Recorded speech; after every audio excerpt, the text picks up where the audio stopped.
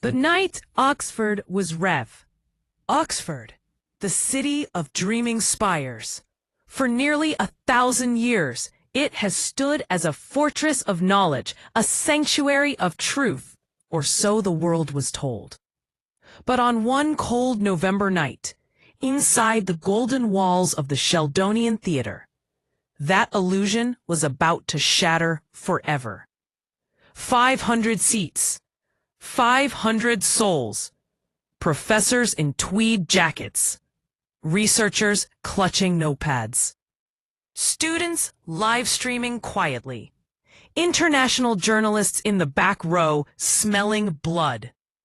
They had all come for one reason: the farewell lecture of Professor Edmund Harrington, the man who had ruled European historical studies for 47 years. His books were gospel. His word was law. He walked to the podium slowly, like a king about to abdicate. Harrington, voice dripping with certainty. Ladies and gentlemen, after a lifetime of research, I can say with absolute confidence, Africa contributed nothing of lasting value to human civilization. Nothing. A frozen second of silence. Then, a single chair scraped loudly against ancient wood. One man rose, Captain Ibrahim Traoré, president of Burkina Faso. 35 years old, soldier, revolutionary. Dressed in simple military green, no tie, no notes, no fear. Traoré, voice steady as steel. Professor Harrington, you have not insulted Africa tonight. You have insulted the very idea of history. 500 phones shot up. Red recording lights blinked like wildfire. Traoré walked calmly to the stage. Security froze. No one dared stop him. He placed a small wooden box on the podium and opened it. Traoré, let us educate ourselves properly. First artifact, the Ashango bone, 22,000 years old. Traoré, this was found in the Democratic Republic of Congo. Look closely. These markings are not random. They show multiplication, division, prime numbers, and a lunar calendar. 22,000 years old, 17,000 years before Europe even dreamed of mathematics. Gasps rippled through the hall. Second artifact, the Moscow and Rhind mathematical papyri. Traoré, ancient Egypt, Africa. Here are quadratic equations solved with perfect precision. Geometry that would make Euclid blush. Algebra. The word itself comes from an African scholar centuries later. Amp of this. 3,000 years before Europe's Renaissance. A professor in the front row shook his head, whispering, "Impossible." Traoré heard him. "Impossible? Then explain this." Third artifact. The Edwin Smith surgical papyrus.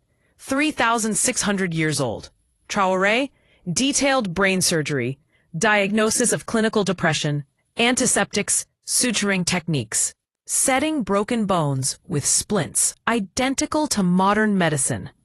While Europe was still sacrificing goats to cure headaches, Africa was performing successful neurosurgery. A woman in the third row started crying silently. Traoré's voice grew quieter, but heavier. Traoré, philosophy. Before Plato, before Socrates, before any Greek ever asked why, there was the African house of life per Ankh. Centers of ethics, astronomy, medicine, and the soul. The Greeks themselves wrote that they studied in Africa for decades. He turned on the large screen behind him. Images appeared. Timbuktu manuscripts glowing with gold ink. The University of Sankore. 25,000 students in the 14th century. The Great Library of Alexandria, built by Africans. Great Zimbabwe, a city of stone that dwarfed London at the time. Traoré, while Europe burned witches, Timbuktu had 3 universities running at the same time Oxford was a swamp.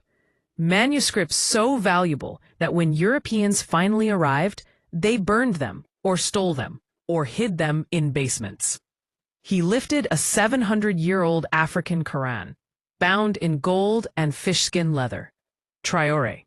This was written in the Mali Empire, when most of Europe was illiterate and killing each other over religion.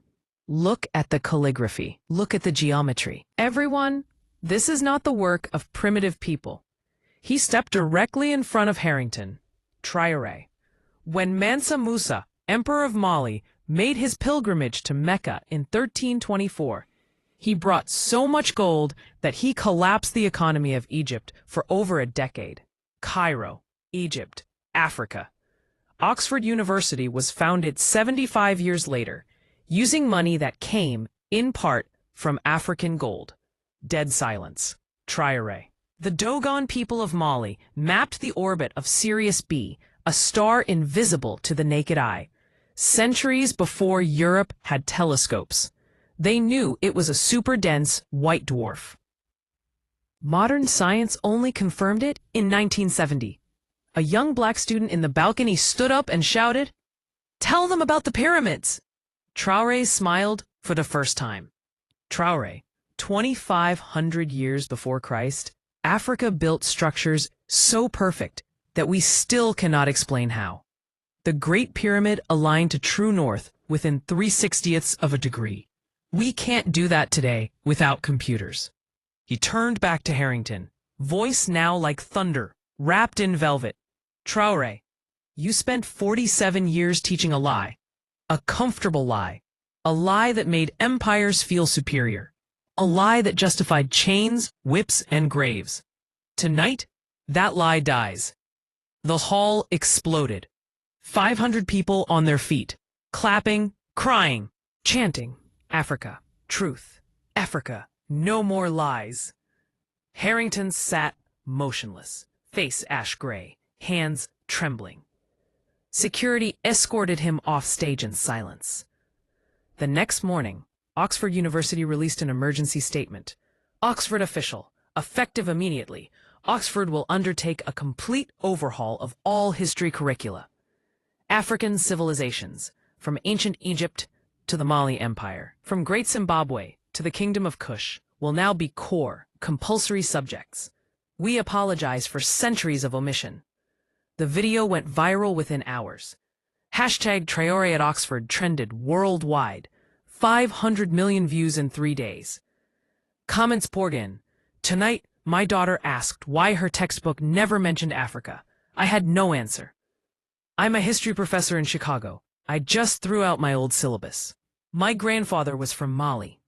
He died smiling today. That night, as rain poured over Oxford, Traoré stood outside the Sheldonian Theatre. A young African student ran up to him, eyes shining. Student, sir, how does it feel to destroy 47 years of lies in 12 minutes? Traoré looked up at the sky, rain on his face, and answered softly. Traoré, I didn't destroy anything. I just turned on the lights. He got into a simple car, no motorcade, no security show, and disappeared into the English rain. Narrator, final words, slow, emotional. This story is fictional, but the truth inside it is not.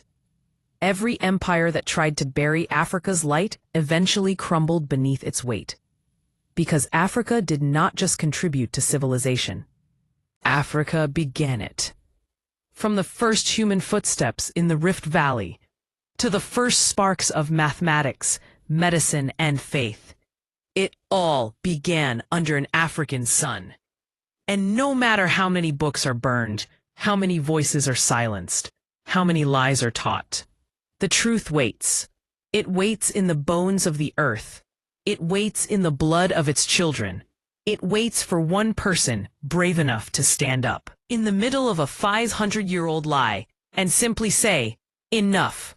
On that night in Oxford, that person was Ibrahim Traoré, and the world will never be the same. Music rises, powerful African drums blend with orchestral strings, then slowly fades. Africa doesn't need permission to be great. It only needed someone to remind the world. And on that night, the reminder came. Final beat of drum. Silence. End.